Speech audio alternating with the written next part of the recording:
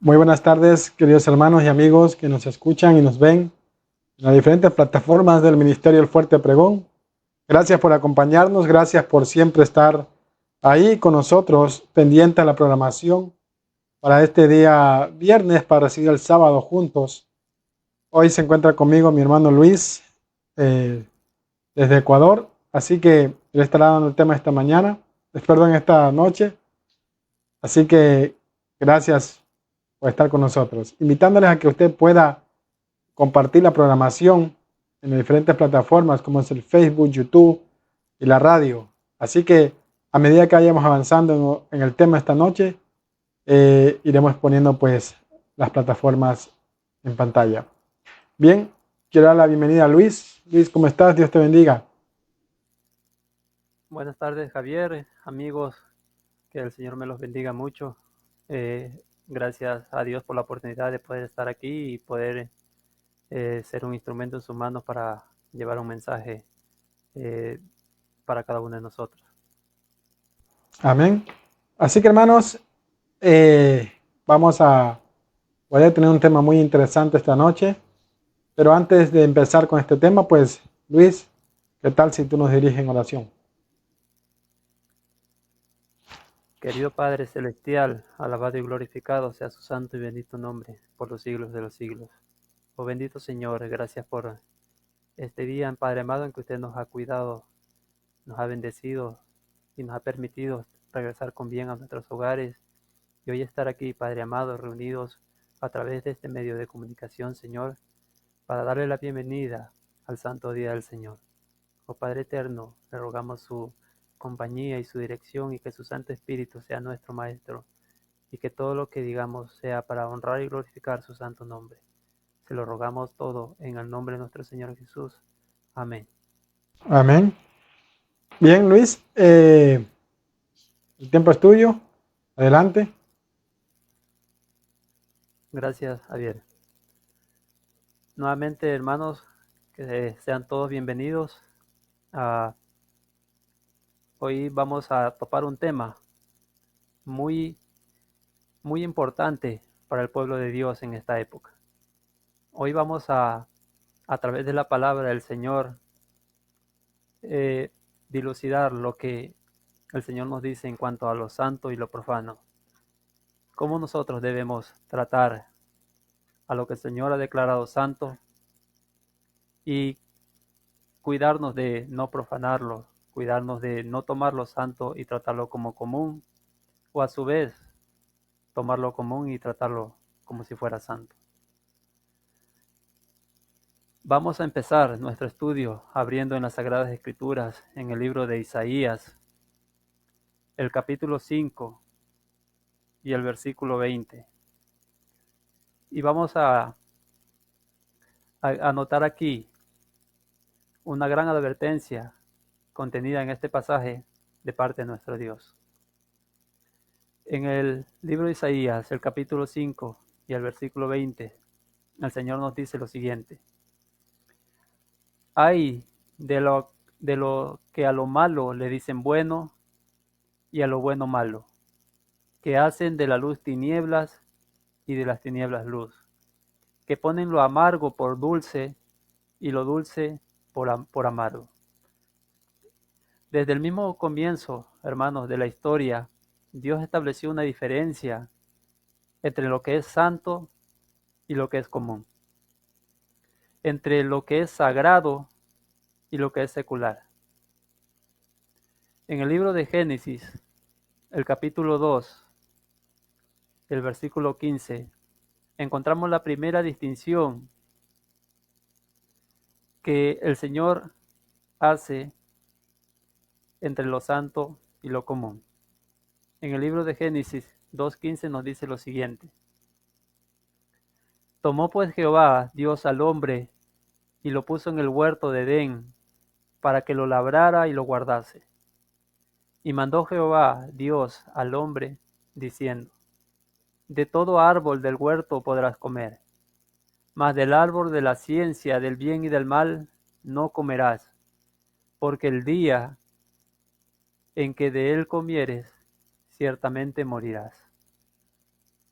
Hay varios puntos interesantes, varios puntos claves en estos versículos que acabamos de leer. El primero es que desde el comienzo Dios estableció una diferencia entre lo que el hombre puede usar, que es común, y lo que le pertenece a Dios, que es santo. Notamos aquí en estos pasajes que todos los árboles del huerto eran comunes para el uso personal de Adán y Eva, menos uno. Menos uno, el cual Dios lo apartó y se reservó. Adán y Eva no debían participar de ese árbol, porque era de Dios. Él se lo había reservado, Él lo había apartado para Él. Cuando Adán y Eva pecaron, cuando participaron de este árbol y desobedecieron a Dios, en un sentido muy real, queridos hermanos, trataron lo que era santo como si fuera común. La desobediencia al mandato de Dios acarrió la sentencia de muerte. Así que desde el mismo comienzo tenemos una distinción entre lo que Dios se reserva y lo que Dios le permite al hombre. En otras palabras, hay una clara distinción entre lo que es sagrado y lo que es común. Esto también se ilustra más adelante en la historia de Israel. Cuando el pueblo fue a destruir, a conquistar a la ciudad de Jericó, Dios hizo la misma distinción entre lo santo y lo común. Antes de que Dios le entregara la ciudad de Jericó al pueblo de Israel, Dios les había dicho: cuando caiga la ciudad, el oro, la plata, el bronce y el hierro de la ciudad son para uso sagrado del santuario. Dios les dijo también, en otras palabras, es mi diezmo, el diezmo de la tierra, porque esta era la primera ciudad que el pueblo de Dios iba a conquistar de mano de nuestro Dios. Es decir, Israel no podía utilizar nada de lo que se encontraba en la ciudad para ellos. Todo lo que se encontraba en la ciudad era santo, por así decirlo. En Josué, el capítulo 6 y el versículo 19 nos relata este acontecimiento, esta historia. Dice lo siguiente: mas toda la plata y el oro y los utensilios de bronce y de hierro sean consagrados a Jehová y entren en el tesoro de Jehová. La palabra consagrado que se utiliza aquí es la palabra hebrea kodesh, que significa apartar algo para un uso santo. En Israel, los líderes religiosos tenían la obligación de enseñarle a Israel la distinción o la diferencia entre lo que era santo y lo que era común. El sumo sacerdote, como máximo líder de Israel, debía enseñarle al pueblo a respetar lo que era santo. Por eso, el sumo sacerdote, recordemos, tenía una lámina de oro en su frente, con una inscripción que decía: santidad a Jehová. Y cada vez que el pueblo, la gente, veía al sumo sacerdote, debía tener presente siempre en su mente que Dios es un Dios santo y que hay que venerarlo y que hay que respetarlo y que hay que respetar lo que es santo, lo que Dios ha declarado santo. En el libro de Éxodo, el capítulo 28, el versículo 36, nos dice lo siguiente: harás, además, una lámina de oro fino, y grabarás en ella como grabadura de sello: santidad a Jehová. Pero no solo el sumo sacerdote debía hacer esto, de enseñarle al pueblo a distinguir entre lo santo y lo común, en enseñarle al pueblo a respetar el nombre de Jehová, sino que también todos los sacerdotes debían hacer lo mismo. En el libro de Ezequiel, el capítulo 44 y el versículo 23, aquí Dios dice lo que debían hacer los sacerdotes. Vamos a anotarlo. En el versículo 23 de Ezequiel 44, dice la palabra del Señor.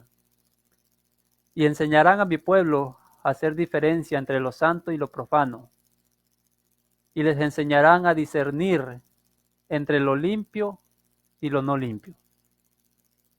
Claramente notamos que la Biblia enseña con claridad la diferencia entre lo que es santo y lo que es común. En Israel había dinero santo y dinero común. Había también vestiduras santas y vestiduras comunes. Había también días santos y días comunes. Igualmente había lugares santos y lugares comunes. Había también música santa y música común. Había también ocasiones santas y ocasiones comunes. Había también vocaciones santas y vocaciones comunes. Al igual que había edificios santos y edificios comunes. Y lo que quiero es que noten es que no había nada de malo con las cosas comunes. Pero Dios se había reservado todo lo demás que había sido santificado para Él y se debía respetar. Ahora, cuando comenzaron los servicios del santuario en el desierto, Dios llovió fuego sobre el altar donde se colocaban los holocaustos. De allí en adelante, ese fuego que ardía día y noche, perpetuamente, era fuego santo, porque Dios lo había llovido desde el cielo.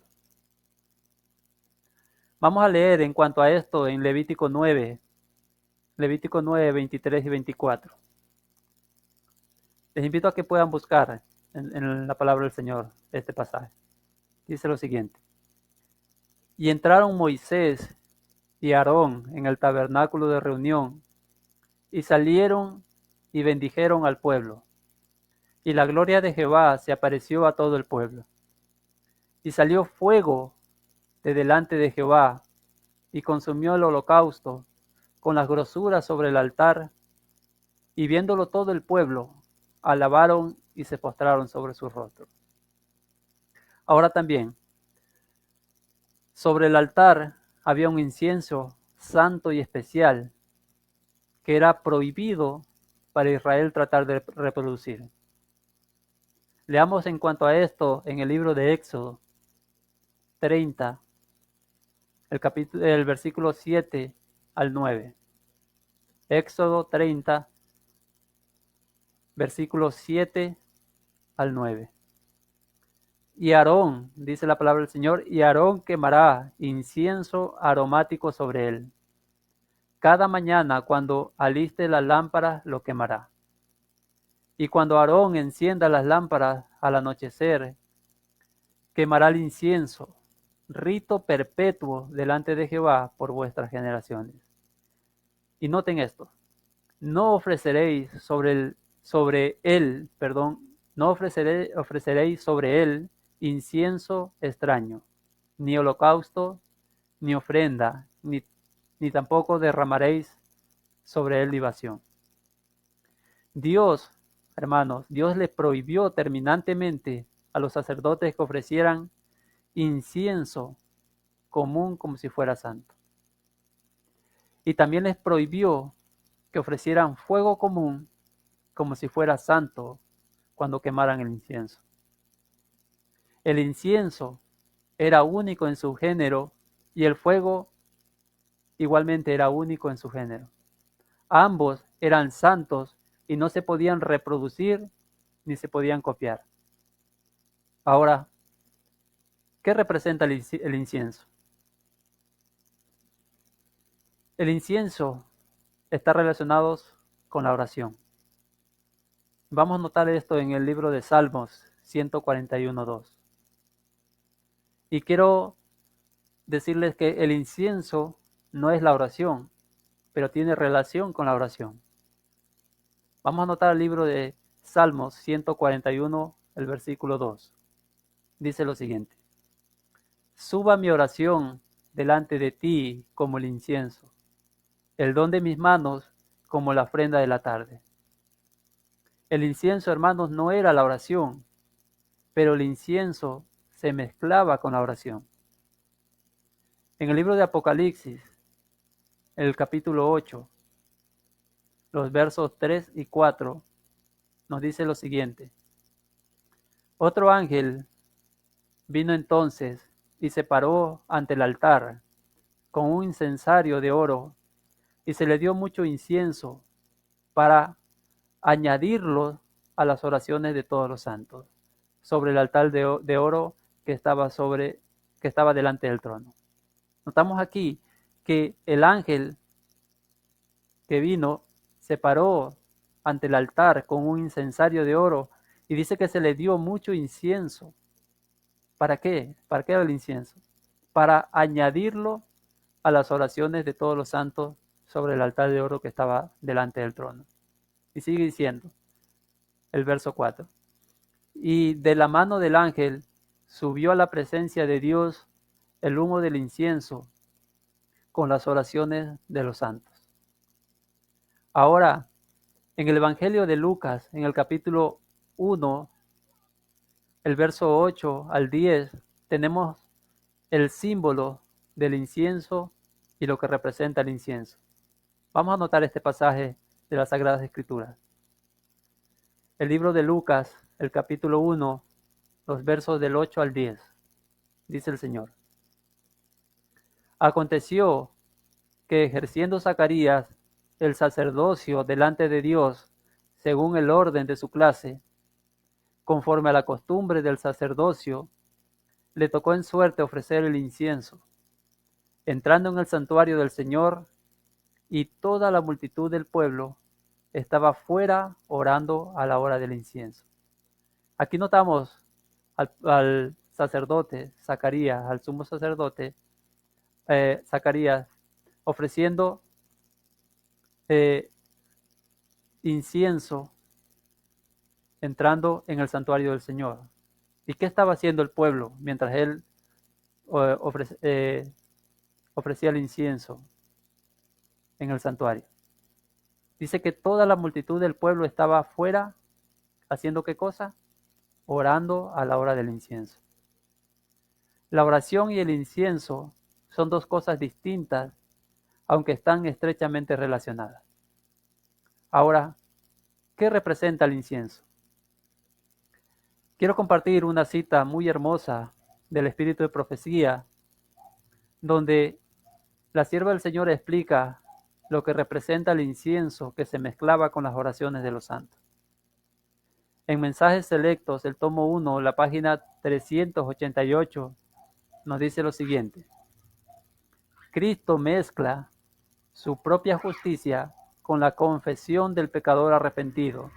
Es decir, cuando una persona se arrepiente y confiesa su pecado a través de la oración, Cristo, nuestro Señor, mezcla su propia justicia con la confesión del pecador arrepentido y creyente, para que la oración del hombre caído pueda ascender como incienso fragante delante del Padre y sea impartida la gracia de Dios al alma creyente. Ahora sabemos por qué el incienso, hermanos, no se podía copiar. Porque los méritos de nuestro Señor Jesucristo no tienen comparación.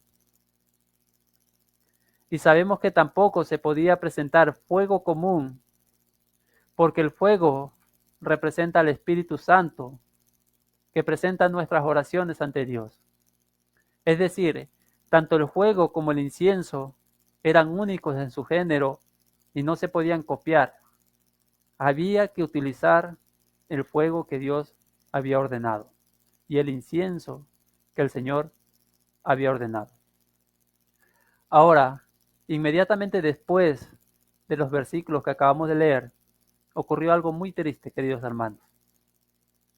Dios les había dicho a los sacerdotes que cuando ofrecieran incienso, debían hacerlo con el fuego santo y el incienso santo que Dios había especificado. Pero encontramos en Levítico 10 y el verso 1 que los dos hijos de Aarón hicieron algo que les acarrió la muerte. ¿Qué fue lo que hicieron estos dos jóvenes? Levítico 10. Notamos aquí el pecado de Nadab y Abiud. Levítico 10, el verso 1. Dice lo siguiente. Nadab y Abiud, hijos de Aarón, tomaron cada uno su incensario y pusieron en ellos fuego, sobre el cual pusieron incienso, y ofrecieron delante de Jehová fuego extraño que él nunca les mandó. ¿Y qué sucedió? Versículo 2. Y salió fuego de delante de Jehová, y los quemó, y murieron delante de Jehová.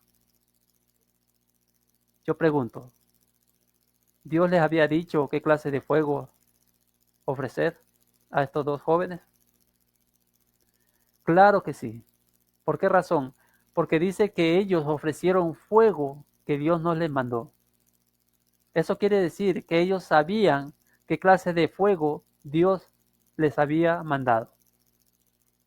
¿Cuál fue el pecado de ellos? Ellos sabían muy bien cuál era el fuego que se debía ofrecer.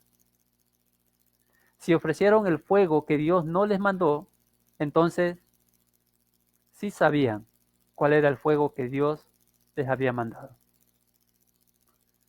Ellos debían ofrecer el fuego que Dios había llovido sobre el altar. Ellos, a sabiendas, ofrecieron fuego común como si fuera santo. ¿Y qué sucedió con ellos? ¿Qué dijo Dios? ¿Será que Dios dijo, ¿qué importa? Fuego es fuego.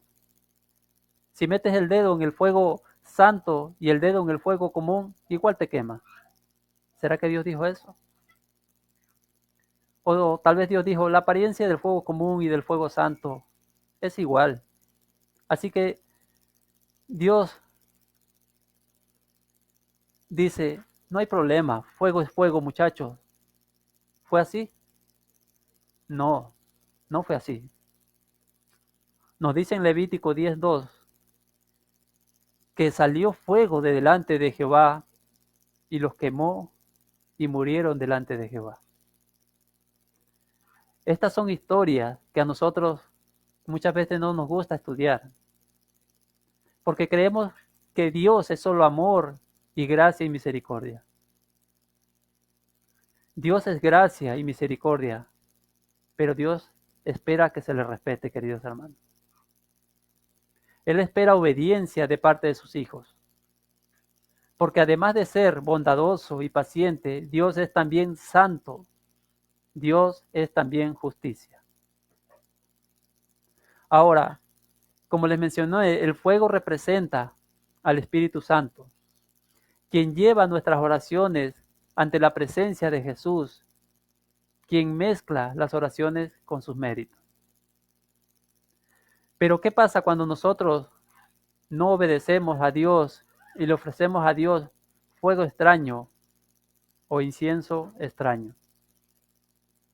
En Proverbios 28:9 nos dice que qué clase de oraciones son aquellas que se ofrecen en desobediencia a Dios. ¿Cómo las considera Dios a las oraciones de las personas que elevan oración viviendo en desobediencia a los mandatos de nuestro Padre? En Proverbios 28:9 nos dice lo siguiente: el que aparta su oído para no oír la ley, su oración también es abominable. Entonces notamos aquí claramente que el Señor dice que la persona que aparta su oído, ¿qué quiere decir que aparta su oído? Que a sabiendas, escuchando lo que Dios le manda, quiere seguir viviendo en contra de la voluntad de Dios y transgrediendo su ley. Si esta persona ora, su oración es abominable delante del Señor. En el libro de Salmos 66:18 al 20, dice lo siguiente el salmista: si en mi corazón hubiese yo mirado a la iniquidad, el Señor no me habría escuchado. Mas ciertamente me escuchó Dios, atendió a la voz de mi súplica. Bendito sea Dios, que no echó de sí mi oración, ni de mí su misericordia. ¿Por qué estaba cumpliendo el salmista? ¿Y por qué el Señor, qué era lo que el salmista estaba haciendo para que el Señor pudiera escuchar su voz y recibir su oración? Él se había alejado de toda iniquidad. Dice, si en mi corazón hubiese yo mirado a la iniquidad, el Señor no me habría escuchado. Entonces, notamos que si en el corazón de nosotros todavía se alberga iniquidad, el Señor no nos escucha. ¿Pero qué quiere decir? Que no una persona en esta situación no debe orar. No es eso. Al contrario, debe orar, pero enfocar su oración reconociendo su condición de pecador y reconociendo su desobediencia a Dios y pidiéndole perdón por su pecado y su desobediencia. Y entonces el Señor escuchará una oración de este tipo. Entonces, en lo que sucedió con Nadab y Abiud fue que ellos ofrecieron fuego extraño. Aunque el pasaje no nos dice nada del incienso, si el incienso era extraño, el fuego sí fue un fuego común. Es decir, los dos jóvenes fueron consumidos porque se presentaron delante del Señor llevando algo que el Señor nunca les mandó. Ahora vamos a Levítico 10:3, a donde ahora Dios le va a dar instrucciones a Moisés después de este triste episodio. Y dice lo siguiente en el versículo 3. Entonces dijo Moisés a Aarón, esto es lo que habló Jehová diciendo, en los que a mí se acercan, me santificaré. En el original dice, en los que a mí se acercan, seré reconocido como santo. Y en presencia de todo el pueblo seré glorificado. Y entonces Aarón cayó. Nadab y Abiú pisotearon la santidad de Dios. Aquellos que se acercan a Dios deben estar conscientes, queridos hermanos, de que Dios es santo, de que Él es santo y se nos manda a venerarlo y a respetarlo. Al entrar en su augusta presencia, nosotros hemos de hacerlo como Él ha mandado y no como a nosotros nos place. Nuestra actitud debe ser la actitud de Moisés en la zarza ardiente en Éxodo 3 y el versículo 5 y 6. Ahí dice claramente cuál fue la actitud de Moisés cuando estuvo en la presencia de la santidad de Dios. Dice así el libro de Éxodo 3, 5 al 6. Y dijo Dios, no te acerques, quita tu calzado de tus pies, porque el lugar en que tú estás, tierra santa es. Y dijo, yo soy el Dios de tu padre, Dios de Abraham, Dios de Isaac y Dios de Jacob. Entonces Moisés, ¿qué dice? Entonces Moisés cubrió su rostro porque tuvo miedo de mirar a Dios. La Biblia dice que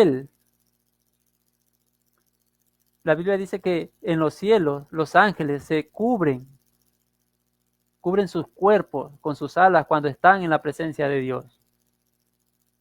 Cuando Isaías captó una visión de Dios, dice que él oía cantar a los ángeles, santo, santo, santo, toda la tierra está llena de su gloria. Y se sacudía la casa del Señor. ¿Y cómo reaccionó el profeta? Isaías dice, estoy deshecho, porque mis ojos han visto al Rey, han visto al Santo de Israel. La hermana Elena G. de White explicó en el libro La verdad acerca de los ángeles, la página 95. Moisés se estremeció de terror al escuchar al Señor mencionar su nombre. Con labios trémulos respondió: heme aquí. Se le amonestó entonces a no acercarse a su Creador con una familiaridad indebida. Quita tu calzado de tus pies, porque el lugar donde tú estás, tierra santa es. Entonces Moisés cubrió su rostro porque tuvo miedo de mirar a Dios. Entonces notamos aquí que la sierva del Señor dice que nosotros no debemos acercarnos a nuestro Creador o dirigirnos a nuestro Dios con una familiaridad indebida. Hay muchas personas que tratan el nombre de Dios o se dirigen a Dios, nuestro Padre Celestial, con una familiaridad indebida, como si Dios fuera cualquier cosa, como si Dios fuera, la Biblia dice que Él es santo, santo y santo es su nombre. Y nosotros debemos, al dirigirnos a Él, debemos dirigirnos con respeto. Él es nuestro Padre Celestial, pero Él es un Padre que exige respeto de sus hijos. En el libro de Isaías, el capítulo 57, el verso 15, presenta el equilibrio en nuestra cercanía a Dios y cómo Dios está aparte de nosotros. Dice en Isaías 57:15, porque así dijo el alto y sublime, el que habita la eternidad y cuyo nombre es santo. Yo habito en la altura y la santidad. ¿Y con quién más? Y con el quebrantado y humilde de espíritu, para hacer vivir el espíritu de los humildes y para vivificar el corazón de los quebrantados. Ahora, Dios dio un consejo drástico a Moisés y a Aarón. Les dijo, ni se les ocurra llorar a estos dos muchachos. Vamos a leer ese pasaje en el libro de Levíticos 10, el verso 4 al 7. Y llamó Moisés a Misael y a Elzafán, hijo de Uziel, tío de Aarón, y les dijo, acercaos y sacad a vuestros hermanos de delante del santuario, fuera del campamento.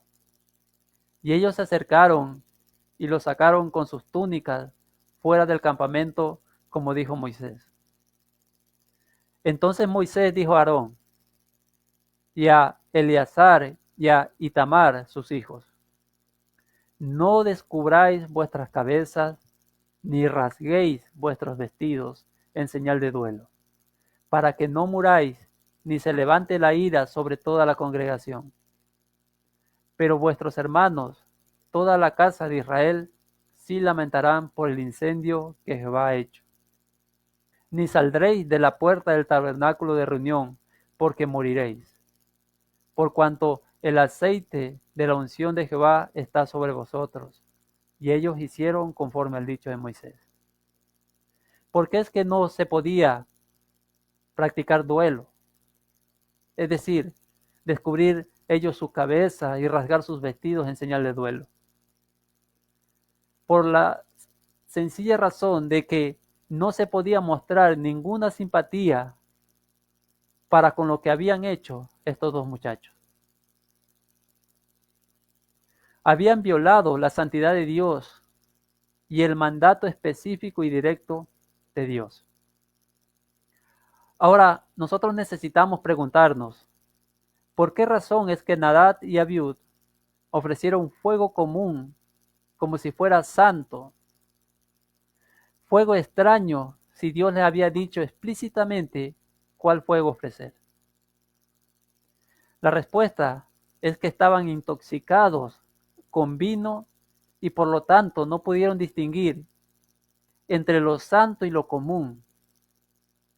En Levítico 10, el versos 8 y 9, después de esta experiencia, nos dice lo siguiente aquí. Y Jehová habló a Aarón diciendo, tú y tus hijos contigo. No beberéis vino ni sidra cuando entréis en el tabernáculo. Es decir, después de esta experiencia, Dios le dice a los sacerdotes, no beban vino ni sidra, bebidas fuertes, en otras palabras, cuando estén en el servicio del Señor en el santuario. Es decir, el vino causó 2 trastornos en estos 2 muchachos que perecieron. El primer trastorno es que no les permitió a Nadab y Abiud distinguir entre lo santo y lo común. Y el segundo trastorno es que ellos no pudieron tampoco enseñarle al pueblo de Israel los estatutos de Jehová. Note lo que dice en Levítico 10 y el versículo 10 y 11.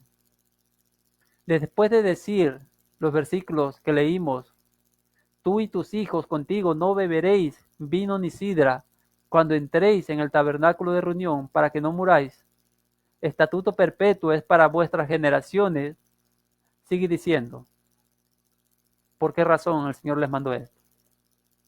Y dice lo siguiente, para poder discernir entre lo santo y lo profano, y entre lo inmundo y lo limpio, y para enseñar a los hijos de Israel todos los estatutos que Jehová les ha dicho por medio de Moisés. Ellos no podían, estos 2 jóvenes que perecieron, ellos no podían distinguir entre lo santo y lo común, ni tampoco podían enseñarle los estatutos y las leyes de Jehová al pueblo. Al fin, el fin de los 2 jóvenes fue trágico. El fuego de Dios los consumió y ellos fueron cortados de en medio del pueblo y expulsados del campamento de los santos. El gran pecado de Nadab y Abiud fue que ellos presentaron fuego común a Dios como si fuera santo. Pero ahora miremos la otra cara de la moneda. ¿Qué pasa cuando alguien toma algo santo y se lo presenta a Dios como si fuera común? En la Biblia tenemos una historia sobre esto. Y es la historia de la última noche del reino de Babilonia y su rey Belsasar. Belsasar tomó lo que era santo y lo trató como si fuera común. Vamos a notar esta historia en Daniel 5, el verso 1. Dice lo siguiente, el rey Belsasar hizo un gran banquete a 1000 de sus príncipes y en presencia de los 1000 bebió vino. ¿Qué fue lo que sucedió cuando Belsasar bebió vino? ¿Cuál fue el resultado? Pues claramente el resultado fue el mismo que vimos con los hijos de Aarón. Y esto colmó la copa de Babilonia, porque estaban tomando lo que era santo y lo estaban tratando como si fuera común. Sigamos la lectura en el libro de Daniel, el capítulo 5 y el verso 2. Belsasar, con el gusto del vino, mandó que trajesen los vasos de oro y de plata que Nabucodonosor, su padre, había traído del templo de Jerusalén, para que bebiesen en ellos el rey y sus grandes, sus mujeres y sus concubinas. El rey Nabucodonosor había llevado estos vasos sagrados cuando él conquistó Jerusalén. Pero Belsasar, con la mano alzada, hermanos, había tomado estos vasos sagrados que debían usarse solo en el contexto sagrado y los empleó con un propósito común. Belsasar, en otras palabras, desacró los vasos santos. Y esta palabra desacrar significa restarle santidad a algo. Es decir, él tomó lo santo y lo trató como algo común. En el verso 3 dice lo siguiente: entonces fueron traídos los vasos de oro que habían traído del templo de la casa de Dios, que estaban en Jerusalén, y bebieron en ellos el rey y sus príncipes, sus mujeres y sus concubinas. Lo primero que hace Belsasar hermanos, es beber vino. Y esto no le permite a él distinguir entre lo que es santo y lo que es común. Y eso lleva a este rey, lo llevó a la falsa adoración y también a la idolatría. Note lo que dice el verso 4. Bebieron vino y alabaron a dioses de oro y de plata, de bronce, de hierro, de madera y de piedra. El vino no solo impidió que el rey distinguiera entre lo santo y lo común, sino que lo llevó a cometer idolatría y falsa adoración. Adoraron ídolos hechos por manos de hombres. En otras palabras, quebrantó los mandamientos de Dios y practicó falsa adoración. Más adelante vamos a notar, hermanos, que esta historia se va a volver a repetir con otra Babilonia al final de la historia. La Babilonia espiritual y mundial.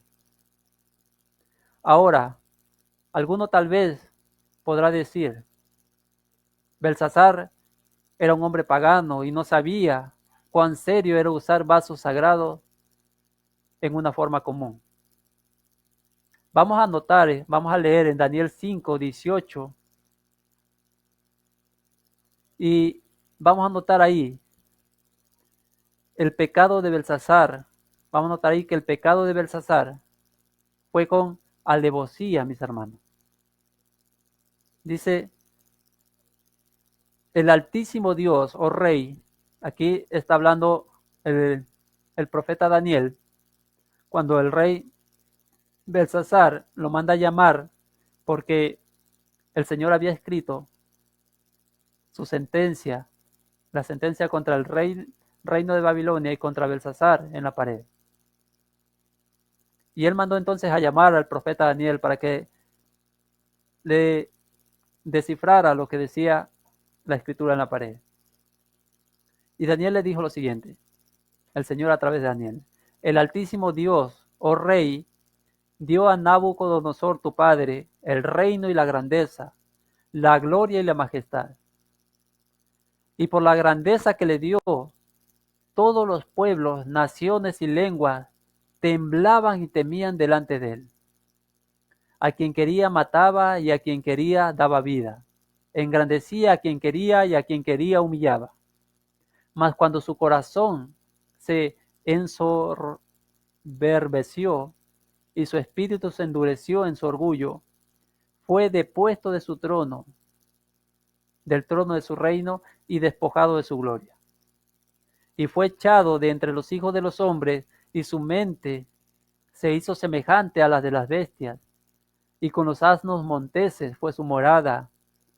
Hierba le hicieron comer como a buey, y su cuerpo fue mojado con el rocío del cielo, hasta que reconoció que el Altísimo Dios tiene dominio sobre el reino de los hombres, y que pone sobre él al que él le place.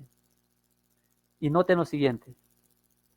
Y tú, su hijo Belsasar, ¿no has humillado tu corazón sabiendo todo esto? Entonces, ¿sabía o no sabía Belsasar lo que estaba haciendo? Él conocía la historia, cómo Dios humilló, aquí dice a su padre, pero en realidad era su abuelo, pero en la Biblia a veces al abuelo se lo considera como un padre. Aquí dice que él conocía la historia de cómo Dios había humillado a Nabucodonosor, su abuelo, porque su corazón se había llenado de orgullo. Y Belsasar dice, ¿y tú, su hijo Belsasar, no has humillado tu corazón sabiendo todo esto? El versículo 23 sigue diciendo, sino que contra el Señor del cielo te has ensoberbecido e hiciste traer delante de ti los vasos de su casa. Y tú y tus grandes, tus mujeres y tus concubinas, bebiste vino en ellos. Además de esto, diste alabanza a dioses de plata y oro, de bronce, de hierro y de madera y de piedra, que ni ven, ni oyen, ni saben. Y al Dios en cuya mano está tu vida y cuyos son todos tus caminos nunca honraste. Entonces, él sabía, queridos hermanos, él no tenía excusa delante del Señor. Así que, ¿cuál fue el proceso del pecado de Belsasar? Belsasar, primeramente, bebió vino fermentado. Segundo, el vino entorpeció su capacidad de distinguir entre lo que era santo de lo que era común. Como consecuencia de no poder distinguir entre lo santo y lo común, trató lo que era santo como si fuera común. Y finalmente el resultado de todo esto fue idolatría y falsa adoración. ¿Cuál fue el pecado de Nadab y Abiud? El pecado de Nadab y Abiud fue que ellos tomaron lo que era común y lo presentaron como si fuera santo. Pero el pecado de Belsasar fue que él tomó lo que era santo y lo trató como si fuera común. Ahora les quiero invitar a que abramos nuestras Biblias en el libro de Apocalipsis, el capítulo 17. Porque esta historia, con el Israel literal, con el vino literal, con la idolatría, inclinándose ante ídolos literales, se va a cumplir al final de la historia, ya no literalmente, sino mundialmente y simbólicamente. Porque Babilonia al final, hermanos, no es la ciudad literal, sino un sistema mundial. Vamos a leer Apocalipsis 17, el verso 1 y 2, y luego los versos 4 y 5. Apocalipsis 17 nos habla de la condenación de la gran ramera. Y el verso 1 nos dice: vino entonces uno de los 7 ángeles que tenía las 7 copas y habló conmigo diciéndome: ven acá y te mostraré la sentencia contra la gran ramera. Ahora, ¿qué representa una mujer en las profecías? En la profecía, la mujer representa la iglesia. Una mujer pura representa una iglesia pura. Una mujer que se ha prostituido, por lo contrario, representa una iglesia que originalmente caminó con el Señor, pero que luego se tornó en apóstata. Así que esto está hablando de una iglesia que se prostituyó y que apostató. Sigue diciendo, me dijo: ven acá y te mostraré la sentencia contra la gran ramera, la que está sentada sobre muchas aguas. Las muchas aguas, hermanos, son las multitudes de personas sobre las cuales domina esta iglesia apóstata. Ahora, ¿cómo fue que se tornó en ramera? ¿Qué nos dice? Lo siguiente. Dice que ella se tomó en ramera porque estuvo metida, ¿con qué, hermanos? Con la política. No solo era una iglesia, sino también un poder civil que se entrometía con toda la política del mundo. Dice que, vuelvo a leer, ven acá y te mostraré la sentencia contra la gran ramera, la que está sentada sobre muchas aguas, con la cual han fornicado los reyes de la tierra, y los moradores de la tierra se han embriagado con el vino de su fornicación. Esta iglesia, este sistema apóstata, da vino a los reyes y a las muchedumbres. Sigue diciendo, y la mujer estaba vestida de púrpura y escarlata. Es decir, los colores predilectos de esta iglesia son el púrpura y el escarlata. Y sigue diciendo que ella estaba adornada de oro, de piedras preciosas y de perlas. Y tenía en la mano un cáliz de oro lleno de abominaciones y de la inmundicia de su fornicación, y en su frente un nombre escrito. Aquí está, hermanos, la conexión con Babilonia antigua, con la Babilonia literal. Dice, y en su frente un nombre escrito, un misterio: Babilonia la Grande. Ahora, noten que ella no es sola, no es una iglesia sola, ella también tiene hijas que nacieron de ella y que comparten el vino que ella da. Dice que, y en su frente un nombre escrito, un misterio, Babilonia la Grande, la madre de las rameras y de las abominaciones de la tierra. En el libro de Apocalipsis estamos tratando, hermanos, con símbolos. Babilonia es simbólica. Las aguas sobre las cuales se sienta son simbólicas. Las hijas que comparten sus doctrinas y enseñanzas también. Así que el vino también debe ser simbólico. Ahora, la pregunta clave es, ¿qué representa el vino? ¿Qué representa el vino que entumece la sensibilidad de las muchedumbres para que no puedan distinguir entre lo santo y lo común, entre lo sagrado y lo que no es sagrado? ¿Qué es el vino simbólicamente hablando? Quiero compartir una cita que se encuentra en el libro de El conflicto de los siglos, en la página 439 y 440.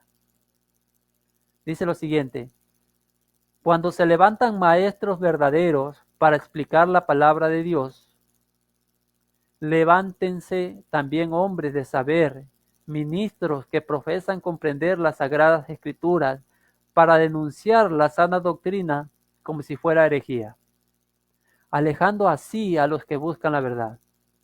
Y noten lo siguiente que dice: si el mundo no estuviese fatalmente embriagado con el vino de Babilonia, multitudes se convencerían y se convertirían por medio del conocimiento de las verdades claras y penetrantes de la palabra de Dios.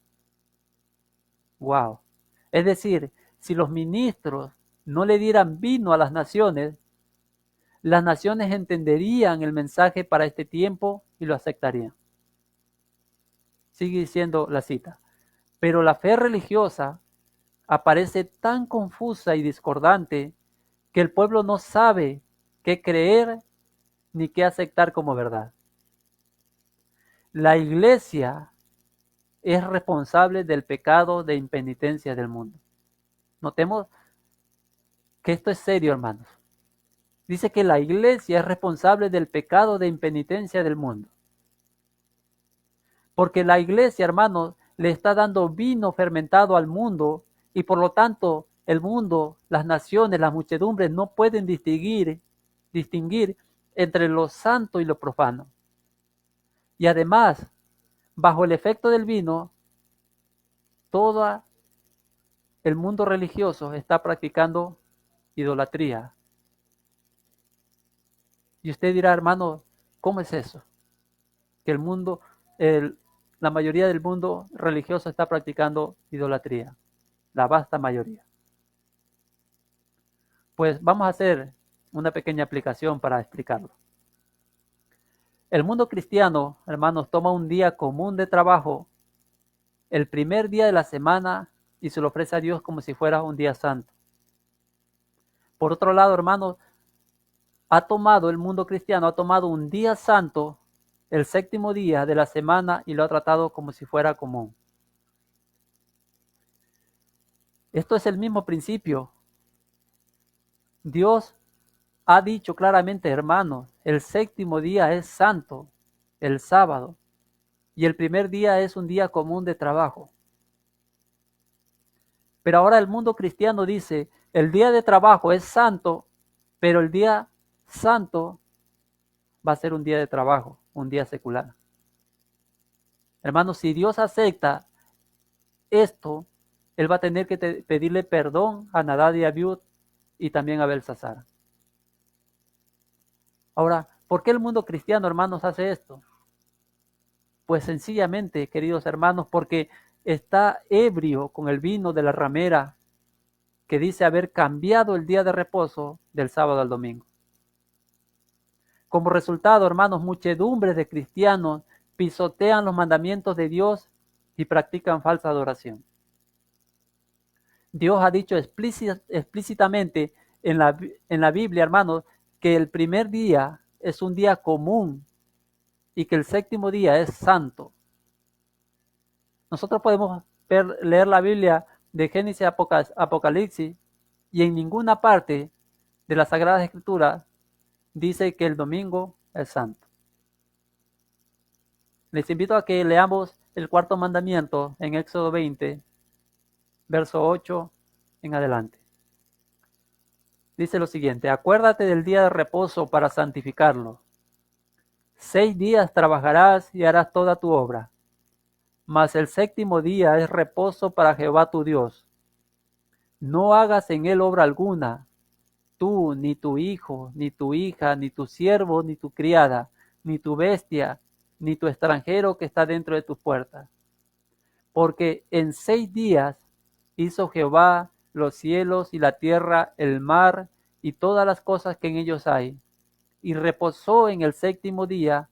Por tanto Jehová bendijo el día de reposo y lo santificó. Santificar, hermanos, santificar el domingo es la peor clase de idolatría, porque Dios no lo hizo santo. Así de simple. Es una violación directa contra el cuarto mandamiento de la santa ley de Dios. Y recordemos que el Señor dice que el que guarda toda la ley, pero ofende en un punto, se hace culpable de todo. Hermanos, Satanás ha llevado cautivo al mundo. Satanás ha introducido un sábado que es un ídolo y aparentemente le ha dado mucha importancia. Le ha robado al sábado del Señor el homenaje del mundo cristiano y se lo ha dado a este sábado ídolo, al primer día de la semana. Y el mundo, esto es lo que más a mí me llama la atención y lo que más en mi corazón me duele, es que el mundo se inclina, hermanos, ante una tradición, ante un mandamiento creado por los hombres. Ahora, hermanos, ¿será que Dios no acepta las oraciones de los que guardan el domingo? No necesariamente, queridos hermanos. ¿Cuándo es que Dios no recibe las oraciones de nosotros? Pues al principio les había leído que el Señor dice que el que aparta su oído para no oír la ley, su oración también es abominable. Quiero terminar diciendo lo siguiente y leyendo el pasaje de Apocalipsis 18, del 1 en adelante. Dice lo siguiente: después de esto vi a otro ángel descender del cielo con gran poder, y la tierra fue alumbrada con su gloria. Y clamó con voz potente, diciendo: ha caído la gran Babilonia, y se ha hecho habitación de demonios, y guarida de todo espíritu inmundo, y albergue de toda ave inmunda y aborrecible. Noten lo que dice: porque todas las naciones han bebido del vino del furor de su fornicación. Y los reyes de la tierra han fornicado con ella, y los mercaderes de la tierra se han enriquecido de la potencia de sus deleites. Y esto es lo que quería llegar. El versículo 4. Porque Babilonia ha caído, porque Babilonia se ha hecho habitación de demonios y albergue de toda ave inmunda y aborrecible. Dice lo siguiente en el versículo 4. Y oí otra voz del cielo que decía: salid de ella, pueblo mío, para que no seáis partícipe de sus pecados, ni recibáis parte de sus plagas. Porque sus pecados han llegado hasta el cielo, y Dios se ha acordado de sus maldades. Queridos hermanos y amigos, cuando la palabra del Señor nos habla claramente a nuestros corazones y nos presenta la verdad, si nosotros, aún siendo impresionados por el Espíritu Santo, y nosotros leemos por nosotros mismos que el Señor dice: santifica el día de sábado, acuérdate de santificar el sábado. Cuando nosotros, aún conociendo la verdad, queremos seguir haciendo nuestra voluntad y no la voluntad de Dios, en ese momento nuestra oración se vuelve abominable delante del Señor. Y el Señor no puede recibir la oración de una persona que a sabiendas sigue viviendo en desobediencia a sus principios y a su santa ley. Como les decía hace un momento, el Señor dice en su palabra, el que aparta su oído para no oír la ley, aún su oración es abominable. Les vuelvo a decir también, queridos hermanos, que hay esperanza para cada uno de nosotros.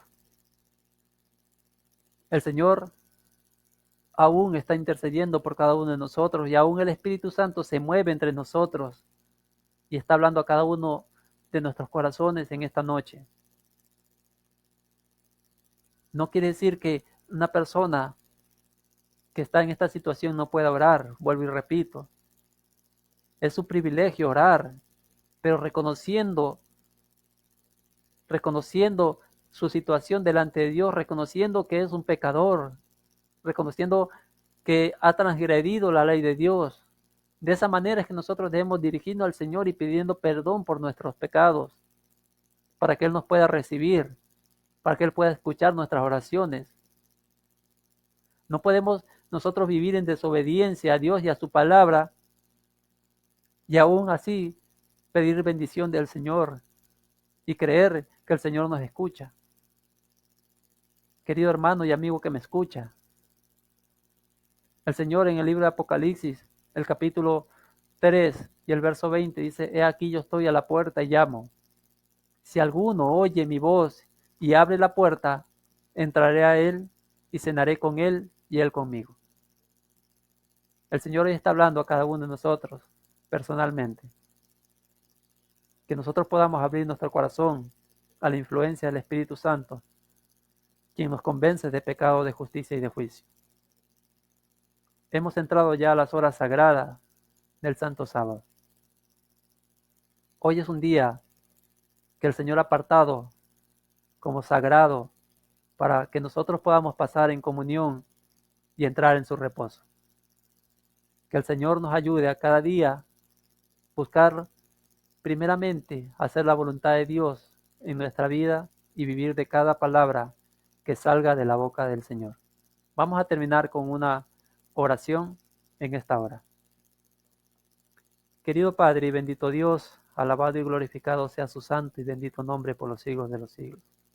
Oh Señor, gracias por este santo sábado, Señor, que nos ha regalado. Oh Padre eterno, que en este su santo día, Señor, nosotros podamos gozarnos en su presencia, que podamos ser llenos de su Santo Espíritu y que podamos sentir el gozo de alabarlo a usted en su día santo. Le ruego una bendición a cada persona que me escucha. Usted conoce el corazón de cada uno de nosotros, Señor. Ayúdenos en nuestras luchas. Ayúdenos, oh Padre amado, a aceptar su palabra como única regla para nuestra vida. Que usted pueda hablar a cada uno de los corazones de las personas que nos están escuchando y viendo. Y que, Padre amado, cada uno podamos tomar la decisión de seguirle a usted. No importa lo que el mundo diga, de obedecer su palabra y de vivir de cada palabra que salga de su boca. Gracias, oh Padre, por el tema de esta hora y gracias por las bendiciones derramadas en el nombre de nuestro Señor Jesús. Amén. Amén. Bien, le agradecemos a Luis por el tema de esta noche. Gracias, Luis, por acompañarnos y estuvo muy hermoso el tema. Dios te bendiga grandemente. Siempre la gloria sea para nuestro Dios. Bien, también saludar a nuestros hermanos que están en Facebook, como mi esposa, también nuestra hermana Beba Feliciano, a ella, a su esposo, también nuestra hermana Wendy Márquez, hermana, Dios la bendiga también a usted. Sabemos que en el Facebook también está nuestra hermana Esperanza, nuestra hermana Chawi, nuestra hermana Mari, el pastor también con la esposa. Saludo para todos grandemente. Y aquellos que no los conozco igualmente, saludo. Gracias por habernos acompañado. Luis, agradecerte por estar con nosotros y por el tema de esta noche. Te invito a que te pueda también despedir nuestros hermanos y amigos. Gracias a Dios, Javier, primeramente, y gracias también a ustedes por la oportunidad. Siempre la honra y la gloria sea para nuestro Dios. Mis queridos hermanos, que el Señor los guarde y los bendiga siempre. Amén. Recuerden, hermanos, que mañana estamos a partir de las 9:20 de la mañana en la escuela sabática y después con el culto divino. Invitamos a que nos pueda acompañar. Bendiciones para todos. Un feliz sábado.